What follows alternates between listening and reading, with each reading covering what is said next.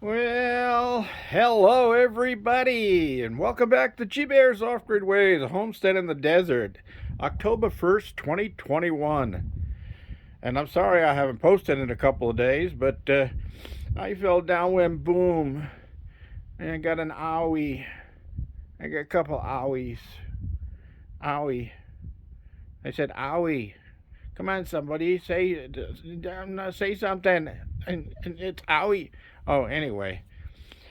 What had happened was I was sitting at my kitchen table talking to my friend Bill on the phone, and I kind of turned my head to the left, looked out the window, and there was a pack of dogs over there trying to get into my chicken coop. And one of them was up over the top of the barbed wire section I had with his paws against there. Big dogs, really big dogs. So I got up real quick and said, Bill, I got to go. There's dogs trying to get at my chickens. And he said, okay. And I dropped the phone. And I was actually sitting, while I was sitting at the table, I was soaking my feet in a foot basin. So I didn't dry my feet when I got up to run towards the door to chase the dogs away. And as soon as I stepped through from the kitchen into the living room, they hit that imitation wood floor, and it was like stepping on a greased sheet of glass. My leg came out from underneath me, and I went down, and I went boom with such a loud bang it scared the dogs away. They all took off running across the desert. But in the meantime, only the leg that was out the door actually slid across the room towards the front windows, and my other foot was still trapped inside the doorway in the kitchen. So I sprained my left ankle now, just when my right ankle was almost 95% better.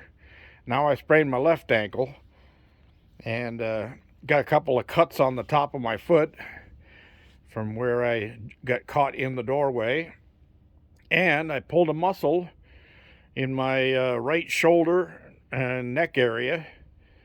So when I try to turn my head to the right, I have to turn my whole body. But it's getting better today. I can actually slowly turn my head almost half the distance now to before it starts hurting. But getting better a little each day. Just pretty much trying to stay off my feet and stay in the bed. Try to let the body do its healing. And I extended my period of taking my antibiotics or my crushed garlic cloves. I'm taking those again about 2 times a day instead of 3 to 4. And that seems to be helping. It's also helped me lose weight. And you know how I know? Because I don't want to wait anymore, okay? All right, everybody. So, before all of that happened, the reason I was sitting down and soaking my sore, tired feet was I had been out all day working on Tomcat's condo. And we're going to head over there. I'm moving kind of slow, just like Uncle Joe at the junction. Petticoat Junction. Woo, woo. Anyway, what I had done here was this part of his condo where the blue metal is, that used to be just a cage like down here. So I had wire all the way around and on the floor.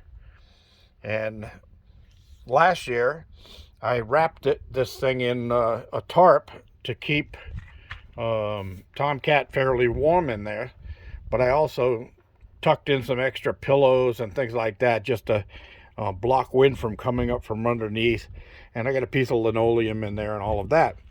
Well, I decided that this year I was going to make it a little bit better for him. So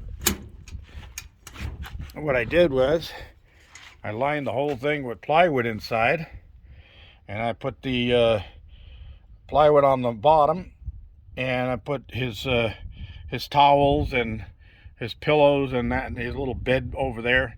He doesn't use that one anymore. He likes to sleep inside of that little igloo inside of the other side of this condo. But he comes in here to use his litter box and that stuff.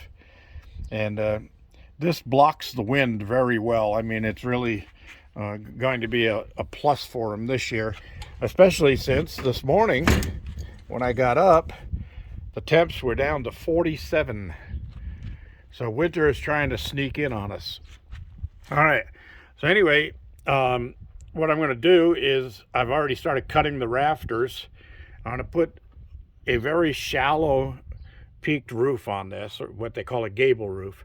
Very shallow, just maybe 4 inches, 5 inches in the center here to the peak. And then I'm going to tar paper that so that he's got a good waterproof. And I'll overhang the rafter tails on this side a little bit. And then on the back side, you see there's an extra space here where the cage actually goes all the way back. There's an area there. That's where he's got his little door to go in and out, and his little step stools here that he uses to get up into the place. In case a coyote or something like that's chasing him, he can pop, pop, pop, and inside there, and the coyote can't follow him.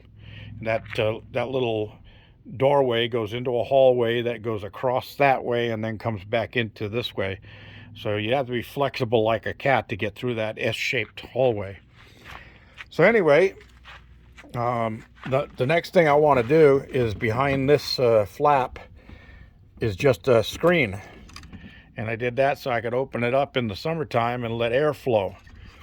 But what I want to do for the winter is I'm going to cut a piece of plexiglass that'll fit inside of there and keep the cold breezes from blowing through these cracks and that stuff.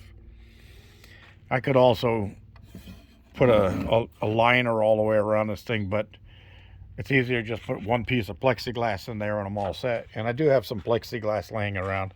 It's like this.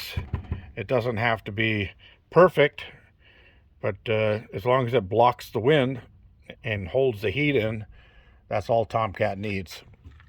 All right, so got that covered. I had something else on my list I wanted to mention, but I don't know if I can remember what it was. Oh yeah, I'm planning on setting up my generator for this winter with a what they call a transfer switch. Now I went all over the place to try to find transfer switch, and apparently the illegal growers out here have been buying them up because everybody's out of stock. But what a transfer switch does is will allow me to switch between the generator and my solar input, my inverter. So I can fire up the generator and throw a switch. It disconnects the inverter from the panel, from the electrical panel, and the generator takes over. This is a 6,500 watt generator. So I figure that's more than what I'll ever need. It's double what I've got in solar, but it'd be nice to be able to fire that up every now and then. And this on a tank of gas, this thing runs 17 hours. And that's at 50% load. And that's what I'd be running at, 50% load, because I don't need the whole 6,500. So anyway, got that planned, but I've been looking all over for those and I can't find them. So I'm going to go to a used breaker outlet where these guys refurbish electrical breakers. I'm looking for an outdoor panel box, a sub panel box that has 4 openings in it for breakers, and that will allow me to put 2 240 volt breakers in. So what I'll do is I'll tie the bus bar from or the bus bars from that little panel, the sub panel, directly to my main panel bus bars. And then I'll use the breakers as switches. So on one breaker we'll have the 240 volts AC input from the generator, and the other one will have the 240 volts input from the inverter. So all I have to do is put a rocker switch between the two breakers so that you just turn and one goes on and the other goes off, and then you turn it the other way and one goes off and the other one comes on. And that will be my temporary switch or transfer switch. And I'll do a video on it when I'm doing it. I know it'll work because I've done something like that before to make a temporary switch unit. And it's not like this thing is going to have to get used all the time. It's going to be just for those emergencies when we have a full week of overcast skies, and we didn't get hardly any rain last year. We're 7.5 inches below normal, and today is the start of the new rain season. So we're starting off 7.5 inches below normal from last year, and we really need some rain this year, and hopefully it will be a rainy year. So if it is, that means we're going to have a lot of overcast days, and my batteries will get run down. So I'll have to do something to make sure those stay up. All right, so that's about it. I'm not going to need this anymore. I'll see if my neighbor wants that. I did give him the old weather station that I had here, the old Accurite, and he can hook that up at his place. But I also showed him how if he downloads a certain app, I'll give him the code to access my my weather station down here on the internet. So he'll be able to see all the information. He'll be able to see what the rainfall was and all of that. But he's going to want to have his own up there anyway, just for accuracy, because I have seen it where he's getting rain up there and I've got clear blue sky, and I've seen it where I'm getting rain down here and he's got clear blue sky. So we'll have differences on the rain totals and that stuff. So and we're only 5 miles apart, so that's kind of interesting. Anyway, that's all I have for today. Thanks for joining me. This is G-Bear reminding you, don't forget the thumbs up down there, and don't forget to subscribe and share with your friends. Don't forget, I've said this before and I'm going to say it again, it doesn't cost you anything to subscribe. That's free, and there's not many things that are free in this world anymore, but it is absolutely free. And no, you're not going to get spammed or anything like that just because you subscribed. All you're going to get is when you click subscribe and click the little bell icon that pops up. That's all that's going to do, is send you a little email notification that I posted a new video, and you can choose to watch it or not. I hope you choose to watch it. But that's all that happens when you subscribe. So subscribe, everybody. This is G-Bear signing off.